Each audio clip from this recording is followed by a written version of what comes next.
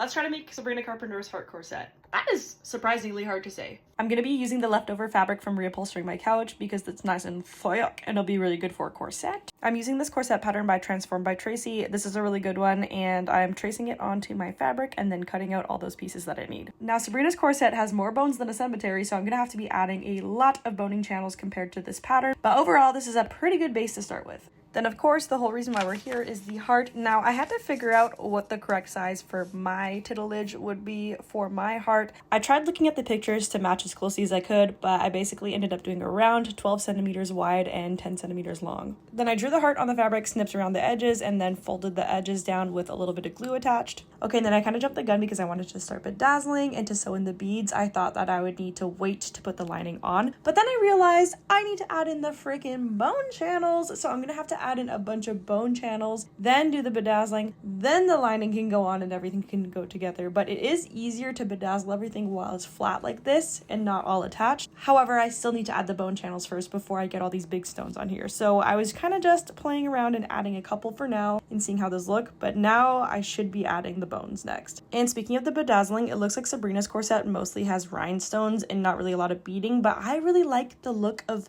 a mix of texture and size, so I'm doing beading as well, so sewing in, but then I'm also using these rhinestones that are glue on and using some Gorilla Glue. And I don't really have the proper rhinestoning tools, so I kind of just shove them around my fingers and get glue all over my fingers, but that's okay. Also, I'm kind of just using clear, white, silver, those kind of colors for the beads, but for these rhinestones, they kind of are like holographic pink and green, so they look pink a little bit in a lot of lighting, so then it made me think I kind of want to do some pink beads too, but I'm not sure, so I want your guys' opinion on that. And that's it for today. See you in part 2.